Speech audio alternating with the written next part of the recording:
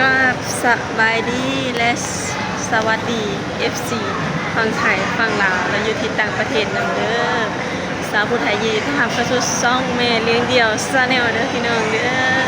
เนาะวันนี้เนาะมีแขกรับเชิญนี่สวัสดีสาวพัดคนสวยสวัสดี FC วันนี้น้องพัดเนาะสาวพัดสิพาแม่เลี้ยงเดี่ยวมาใช้ภาษาผู้ไทยไปใช้เนาะมาบิ๊กซีมาบิ๊กซีซื้อเครื่องจิกลับบ้านเนาะนี่สาวพัดน้องพัดนี่ก็คือเป็นลูกของแม่เฒ่าของสาวผู้ไทยเนาะเป็นน้องกันเนาะพี่น้องเนี่ยลูกพี่ลูกน้องเนาะบิ๊กซีอยู่ไซบิ๊กซีไซเนี่ยนะพับประแดงบิ๊กซีพับประแดงอู้ใหญ่ดูลาที่สุดเลยทุกคนกลับไปเบิ่งนำกันสิได้เพื่อเนี่ยน้องพี่น้องเนาะเครื่องมีแต่ตรงงามๆเนาะขึ้นบันไดพี่น้องไปซื้อครั้งแรกที่ได้ขึ้นบิ๊กซีผ้าประแดงทุกคนนี่สบายดีมาด้วยกัน3คนเนาะสบายดี FC นี่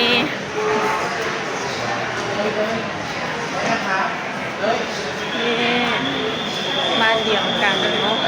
มาเที่ยวบิ๊กซีด้วยกันมีสาวพัดคนสิมาซื้อโทรศัพท์ให้ซัมซุงหรือว่าให้พี่สายเพิ่นเนาะเข้ามาในร้านโทรศัพท์เนาะทุกคนเลยได้แล้วทุกคนลูกสาว3-4 ลิ้นแบบนี้ขอบคุณค่ะ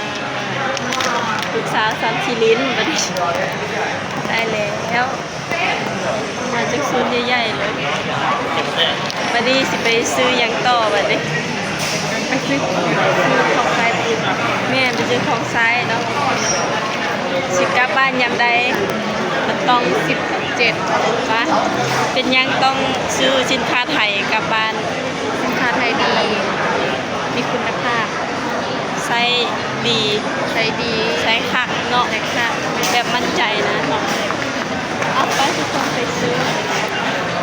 สิกลับบ้านยามใดนี่เพิ่นต้องมาซื้อสินค้าไทยเลยการันตีเลยทุกคนขาดบ่ได้ต้องมีติดไม้ติดมือมาหมูเนาะติดไม้ติดมือกลับบ้านเลยสารพัด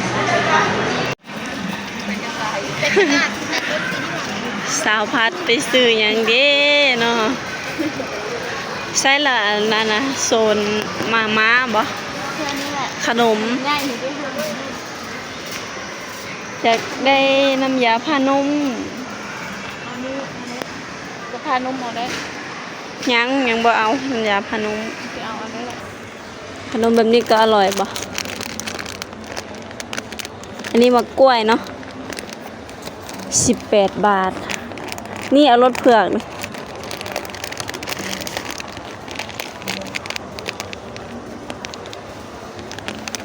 ซื้อมาให้ลูกสาว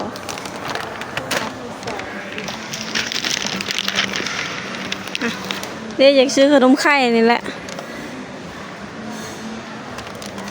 เอาเท่าไรล่ะ61ซื้อมือต้อนเขาพ่อใหญ่แล้วแบบนี้ล่ะถูกอีกอร่อยไหมแบบนี้น่าจะอร่อยนะ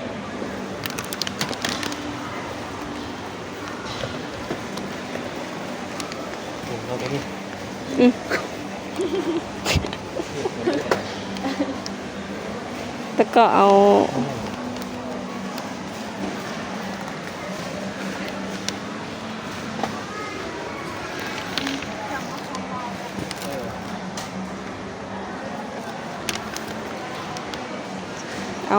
ไปฝากพ่อฝากแม่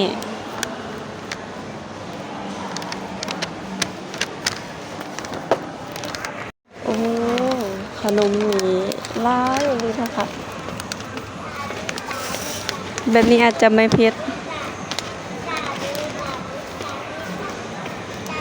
นี่ไม่เผ็ดนี่เอากระปุกฮัน เฉอ 74 บาท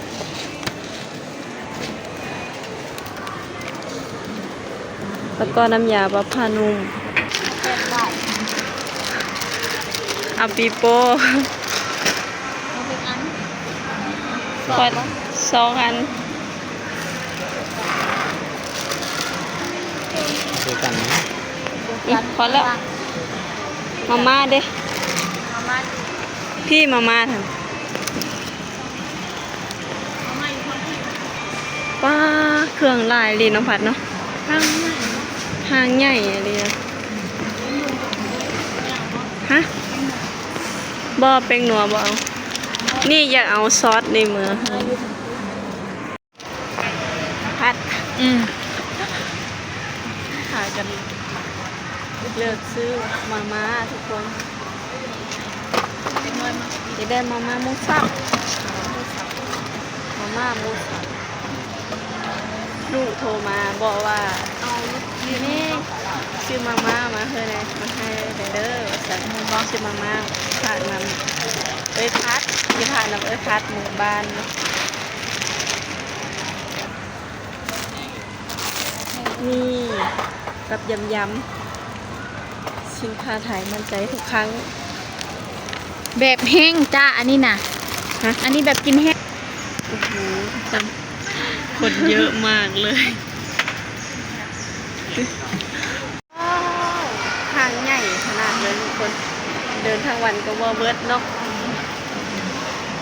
มาซื้อยังแน่นะเนื้อให้น้องนะ อันนี้ยังไม่ได้ซื้อ ลดราคาเหรอ พันกันไม่พอเคยใช้แล้วเป็น3 ถุง100 กว่าบาท 125 คน ปกติราคา100 กว่าเอาแบบนี้ป่ะเอาแบบนี้หรือเอาแบบนี้ถ้า สีนี่มันไม่หอมเท่าไหร่ หอมก็หอมนะสีนี้ก็หอมถ้าไม่เอาสีนี้ก็ มีแค่นี้เหรอฉันว่าฉันเห็นอยู่ทางนู้นเยอะเลยโอ้คือหนึ่งแค่หนึ่งแล้วทุกคน มีชมพูหิ้วด้วย นี่ เอาแบบนี้เฮ้ยเอาแบบนี้เอาอันเดียว คือหนึ่งแค่หนึ่งเหรอ 1 แถม 1จ้า179เอา2 สีบ่หรือเอาสีเดียว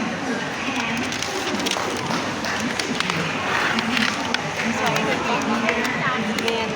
อันนี้เนาะ มันหอมเหรอ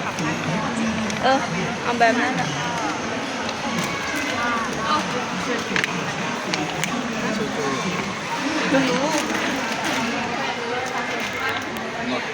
หอมบ่อยโอ้แบบลดราคาเยอะจริงๆลดราคาลายเนาะเนี่ย199สินค้าทุกคนหลากหลายพอสินค้าไทยนี่หลากหลายให้เขาได้เลือกใช้น้ำยาบัพพานุม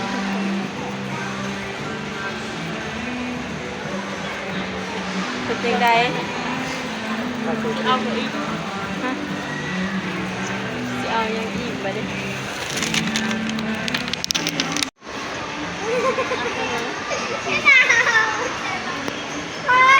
กลางวันกลางคืนใช้ได้เบิด ราคาเท่าไหร่ล่ะ เอาไซส์เท่าไหร่อยู่ล่ะไซส์ ไซส์ XL XXL ละโอ้มีทุกไซส์เลยเนาะ มีครบไซส์เลยทุกไซส์เลย สุดยอดดีทุกคนปลาตัวคือมาลายย่างแท้ถึกใจแหงบ่วันนี้ถึกใจแหงแล้ว พอใจแล้วบ่พอใจแล้วบ่ได้ซื้อของเมื่อบ้านแล้ว สรุปเป็น ไว้นี่บ่เพิ่นว่าพอใจแล้วเพิ่นว่าพี่โยพี่เพิ่นว่าพอใจแล้วเพิ่นว่าเดี๋ยวให้ออล่ามาลินเด้ล่ามาเที่ยวโอ้ทุกคนเครื่องทูทำความสะอาดสุดยอดดีนี้สาวไปแล้วสาวราวไปแล้วเลือกซื้อเสื้อผ้าแล้วโคนได้แล้วได้แล้วก็ของโอ้ยืดจนนักนะทุกคนตอนนี้ก็คือซื้อของได้แล้วทุกคนแล้วก็ซื้อได้ไอแพดให้ลูกกสิกลับมือได้พี่น้องเอ้ยเนาะประมาณนี้เนาะวันนี้ก็คือมาซื้อเสื้อชาเรามาซื้อของกลับบ้านเนาะสิกลับมือบ้านกลับมือยามบ้านแล้วก็มาอี้เนาะถ้าเดินซื้อกระเป๋าน่ารักเนาะสาวผู้ไทยก็มาซื้อมาม่าสาวอย่าได้เนาะทุกคนแล้วก็บิ๊กซีบอกสำหรับคลิปนี้ก็ขอตัวไว้เพียงเท่านี้เด้อพบกันคลิปหน้าเด้อบ๊ายบายเนี่ย ปลาไทยหมด บ๊ายบายพบกันคลิปหน้า